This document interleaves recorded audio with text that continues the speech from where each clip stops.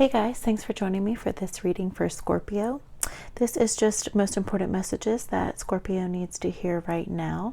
And I am still doing my 1,000 subscriber giveaway where you can win a private free reading with me along with a Modern Witch tarot deck, brand new, beautiful deck. So in order to do that, all you have to do is number 1, be subscribed to this channel, and number 2, leave a comment with a purple heart on any video. If you don't have emojis, you can type purple heart. Some people have been typing that. So let's get right into this, Scorpio, and see what's going on with you. Most important messages for Scorpios. And happy birthday to the Scorpios who may be watching this video around when it comes out.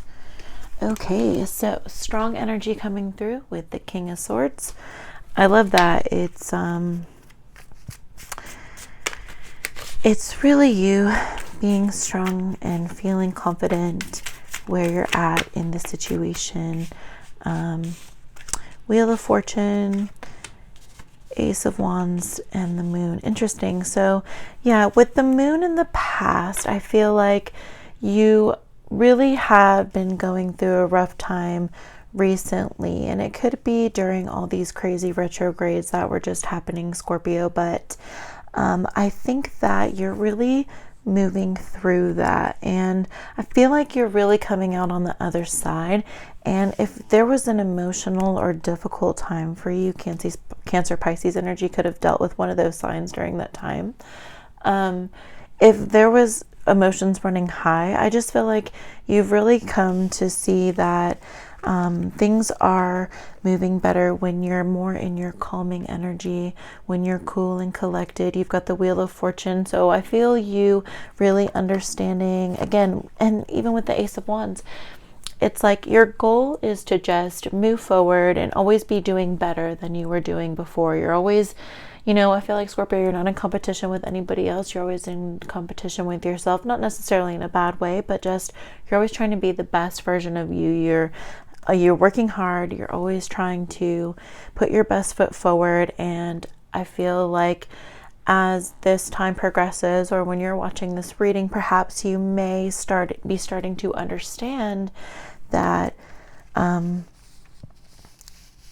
cycles, we're going through cycles. There was a difficult cycle before, and maybe things are letting up now. Things are starting to look better for you, and you may not be feeling as confused. You may be feeling more optimistic.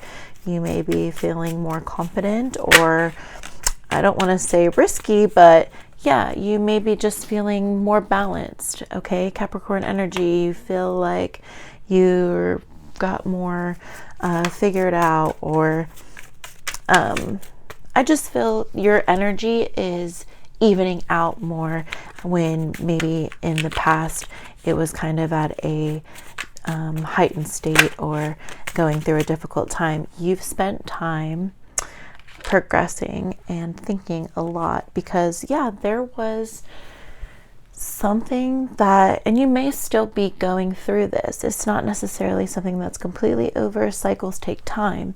You may have been hurt or been feeling pain, feeling struggled in a connection, or not getting what you wanted out of a situation. And I feel now you're really progressing to the fore. You're really thinking about, why is it that this happened? What actually happened? How can I balance my life out? How can I make this, better for my situation, set my karmas up better for the future? What can I do to just move on and be better? Again, that energy of just being the best version of yourself, coming through really strong. And then I see you really questioning that, but it's so important to you. You've got Scorpio energy. So this is you with the 7 of Cups, having all these options, having all these decisions, thinking about all these different things. And then the Knight of Cups shows that, in your hopes and fears, it's like you really want to move forward. The Knight energy of just moving on, pushing through. It's like, thinking further, thinking about what's better. The 7 of Cups is just showing that you know, what's the best choice? How do I get to that? How do I move on from here? And I think we'll find out here in the final outcome, but I think part of the message lies in this Knight of Cups here, which is to confront your emotions head on, deal with these difficult feelings, accept situations for what they are. You know, you release control a little bit and be okay with moving on. So yeah, Eight of Swords energy, Gemini, you may think that, you know, you're stuck, or you feel like you don't know, again, how are you going to get out of this situation?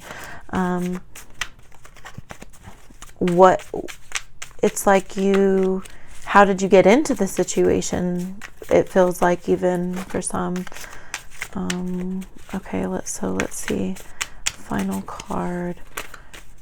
Oh, wow. Okay, so we've got 2 for the final, and you have the Queen of Wands and the Emperor. Very strong fire energy here. How you get through this is your strength, your creativity, what makes you special, what makes you strong, and what makes you the best version of you. Tapping into that energy, being confident, you know, confronting your decisions and making them. And it doesn't have to be in a hurry. You can take time to think about this, but you know, stepping into your strength, 7 of Pentacles. So your overall energy for this reading, definitely thinking about, again, how to better yourself, really taking the time to plan out how you're actually going to be successful. And then in your final outcome, really executing this, right? Coming up with great ideas and, you know, ways how you're going to get out of these trap situation. And you're going to have to confront some hard feelings along the way. You're going to have to toughen up, and you're going to have to, you know, chin up on some of these situations that, you know, maybe hurt you, or maybe it wasn't going your way. So you do have a fiery climax approaches, full moon in Aries. So just that Aries Emperor energy of making decisions. It's time for you to choose the cups. Time for you to, you know, at some point you will have to come to a head with what it is you're dealing with. And, you know, that's going to be approaching, taking action. So you have the full moon in Aries and you have new moon in Aries. So Scorpio, you could have Aries in your chart, or you could be dealing with an Aries. Either way, this is really about you taking control of your own destiny. Take that time to breathe out. So again, 4 of Wands, 7 of Cups, you know, think about it, but do it, right?